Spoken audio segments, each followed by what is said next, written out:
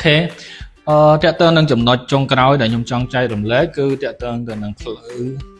កន្លែងថ្មើរជើងដើរបាទឆ្លងកាត់កន្លែង stop បាទជាពិសេសកន្លែង stop ហ្នឹងអញ្ចឹងបងប្អូនយើងដឹងហើយថាកន្លែង stop ជាទូទៅគឺមានគំនូសកាត់ពណ៌សមួយបាទពណ៌សមួយ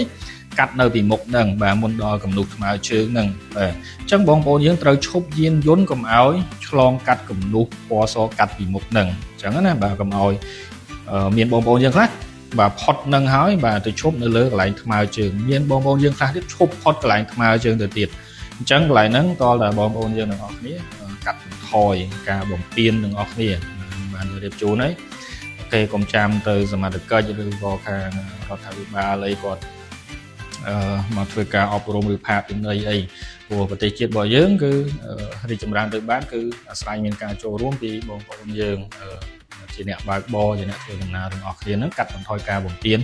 ច្បាប់ចរាចរណ៍ចូលដល់ចំណុចចុងក្រោយបាទតើតើទៅនឹងភ្នាក់ងារចរាចរណ៍អញ្ចឹងខ្ញុំជម្រាបជូនថាភ្នាក់ងារចរាចរណ៍គឺគាត់មានសិទ្ធិអធិភាពទៅលើភ្លើងសញ្ញាចរាចរណ៍ផ្លាកសញ្ញាចរាចរណ៍និងគំនូសសញ្ញាចរាចរណ៍អញ្ចឹងបងប្អូនយើងដែលជាអ្នកធ្វើដំណើរនៅតាមដងផ្លូវមិនថាជាអ្នកបើកបរកង់3ម៉ូតូយានយន្តអីទាំងអស់គ្នាហ្នឹងគឺត្រូវស្ដាប់តាមបញ្ជារបស់ភ្នាក់ងារចរាចរណ៍ដោយសារអីមានតែពួកគាត់ហើយដែលជាអ្នកដឹងថានៅទីតាំងដែលបងប្អូនយើងកំពុងតែឈរជើងឬកំពុងតែឈប់ហ្នឹងមានបញ្ហាអីកើតឡើងអញ្ចឹងបញ្ហាវាអាចមានទី1ការកកស្ទះអញ្ចឹងទៅបាទទី2គឺអូខេគណៈប្រតិភូ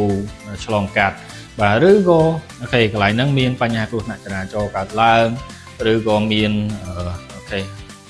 រថយន្តសង្គ្រោះបន្ទាន់អីផ្សេងឆ្លងកាត់ទីនេះអញ្ចឹងគាត់ធ្វើការសម្រួលបានទាំងអស់អញ្ចឹងមិនថាភ្លើងក្រហមក៏ដោយកាលណាភ្នាក់ងារចរាចរណ៍គាត់ឲ្យបងប្អូនយើងទៅអញ្ចឹងបងប្អូនយើងត្រូវតែទៅដោយសារអីគាត់ដឹងច្បាស់អំពីស្ថានភាពជាក់ស្ដែងដែលកំពុងកើតឡើងនៅកន្លែងដែលពួកគាត់កំពុងតែឈរជើងបញ្ជាចរាចរណ៍នឹងឯងតែអញ្ចឹងខ្ញុំចែករំលែកប៉ុណ្ណឹងបាទសូមអរគុណ